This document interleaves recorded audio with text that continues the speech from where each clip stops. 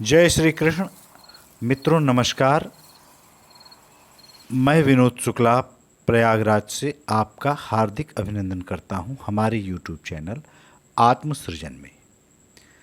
तो आइए मित्रों, आज हम श्रीमद् भगवद गीता के पद्म पुराण में वर्णित 13वें अध्याय के महात्म्य की कथा श्रवण करते हैं।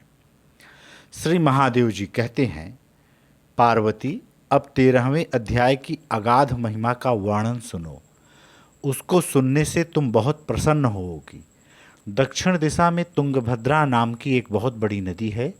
उसके किनारे हरिहरपुर नामक रमणीय नगर बसा हुआ है। वहाँ हरिहर नाम से साक्षात भगवान शिव जी विराजमान हैं, जिनके दर्शन मात्र से परम कल्याण की प्राप्ति होती है। हरिहरपुर में हरि दीक्षित नामक एक श्रोत्रिय ब्राह्मण रहते थे, जो तपस्या और स्वाध्याय में संलग्न तथा वेदों के पारगामी विद्वान थे। उनके एक स्त्री थी, जिसे लोग दुराचारा कहकर पुकारते थे। इस नाम के अनुसार ही उसके कर्म भी थे। वह सदा पति को कुवाच्य कहती थी। उसने कभी भी उनके साथ शयन नहीं किया। पति से संबंध रखने वाले जितने लोग घर पर आते, उन सबको डांट बताती और स्वयं कामोन्मत्त होकर निरंतर व्याभिचारियों के साथ रमण किया करती थी। एक दिन नगर को इधर उधर आते जाते हुए पुरवासियों से भरा देख उसने निर्जन एवं दुर्गम वन में अपने लिए संकेत स्थान बना लिया। एक समय रात में किसी कामी को न पाकर वह घर के किवाड़ खोल नगर से बाहर संकेत स्थान पर चली गई। उस समय उसका चित्त काम से मोहित हो रहा था।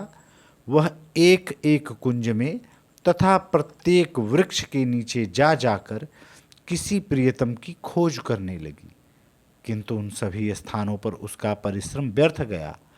उसे प्रियतम का दर्शन नहीं हुआ। तब वह उस वन में नाना प्रकार की बातें कहकर विलाप करने लगी। चारों दिशाओं में घूम घूम कर वियोग जनित विलाप करती हुई उस स्त्री की आवाज़ सुनकर कोई सोया हुआ बाघ जाग उठा और उछलकर उस स्थान पर पहुंचा जहां वह रो रही थी। उधर वह भी उसे आते देख किसी प्रेमी की आशंका से उसके सामने खड़ी होने के लिए ओट से बाहर निकल आई। उस समय व्याघ्र ने आकर उसे नख रूपी बाणों के प्रहार से पृथ्वी पर गिरा दिया। इस अवस्था में भी वह कठोर वाणी में चिल्लाती हुई पूछ बैठी, अरे बाघ, तू किस लिए मुझे मारने को यहाँ आया है? पहले इन सारी बातों को बता दे, फिर मुझे मारना। उसकी यह बात सुनकर प्रचंड पराक्रमी व्याघ्र क्षण भर के लिए उसे अपना ग्रास बनाने से रुक गया और हंसता हुआ सा बोला, दक्षिण देश में मलापहा नामक एक नदी है। उसके तट पर मुनिपर्णा नगरी बसी हुई है। वहाँ पंचलिंग नाम से प्रसिद्ध साक्षात भगवान शंकर निवास करते हैं। उसी नगरी में मैं ब्राह्मण कुमार होकर रहता था। नदी के किनारे अकेला बैठा रहता और जो यज्ञ के अधिकारी नहीं हैं, उन लोगों से भी यज्ञ कराकर उनका अन्न खाया करता था। इतना ही नहीं, धन के लोभ से मैं सदा अपने वेद पाठ के फल को भी बेचा करता था। मेरा लोभ यहाँ तक बढ़ गया था कि अन्य भिक्षुओं को गालियाँ देकर हटा देता और स्वयं दूसरों को नहीं देने योग्य धन भी बिना दिए ही हमेशा ले लिया करता था। ऋण लेने के बहाने मैं सब लोगों को छला करता था। तदनंतर कुछ काल व्यतीत होने पर मैं बूढ़ा हुआ। मेरे बाल सफ़ेद हो गए, आँखों से सूझता न था और मुंह के सारे दांत गिर गए। इतने पर भी मेरी दान लेने की आदत नहीं छूटी। पर्व आने पर पतिग्रह के लोभ से मैं हाथ में कुछ लिए तीर्थ के समीप चला जाया करता था। तत्पश्चात जब मेरे सारे अंग शिथिल हो गए, तब एक बार मैं कुछ धूर्त ब्राह्मणों के घर पर मांगने खाने के लिए गया। उसी समय मेरे पैर में कुत्ते ने काट लिया। तब मैं मूर्छित होकर क्षण भर में पृथ्वी पर गिरा और मेरे प्राण निकल गए। उसके बाद मैं इसी व्याघ्र योनि में उत्पन्न हुआ। तब से इस दुर्गम वन में रहता हूँ तथा अपने पूर्व पापों को याद करके कभी धर्मिष्ठ महात्मा, यति, साधु पुरुष तथा सती स्त्रियों को मैं नहीं खाता। पापी, दुराचारी तथा कुलटा स्त्रियों को ही मैं अपना भक्ष्य बनाता हूँ। अतः कुलटा होने के कारण तू अवश्य ही मेरा ग्रास बनेगी। यों कहकर वह अपने कठोर नखों से उसके शरीर के टुकड़े टुकड़े करके खा गया। इसके बाद यमराज के दूत उस पापनी को संयमनी पुरी में ले गए। वहां यमराज की आज्ञा से उन्होंने अनेकों बार उसे विष्ठा, मूत्र और रक्त से भरे हुए भयानक कुंडों में गिराया।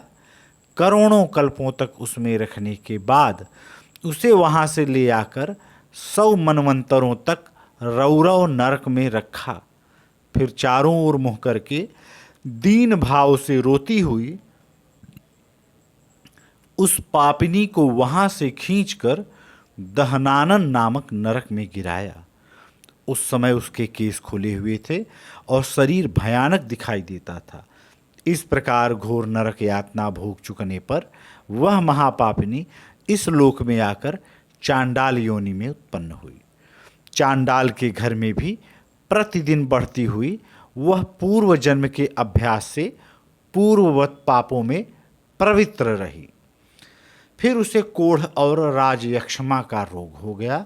नेत्रों में पीड़ा होने लगी। फिर कुछ काल के पश्चात वह पुनः अपने निवास स्थान हरिहरपुर को गई, जहाँ भगवान शिव के अंतःपुर की स्वामिनी जम्भका देवी विराजमान है। वहाँ उसने वासुदेव नामक एक पवित्र ब्राह्मण का दर्शन किया, जो निरंतर गीता के 13वें अध्याय का पाठ करता रहता था। उसके मुख से गीता का पाठ सुनते ही वह चांडाल शरीर से मुक्त हो गई और दिव्य देह धारण करके स्वर्गलोक में चली गई। जय श्री कृष्ण।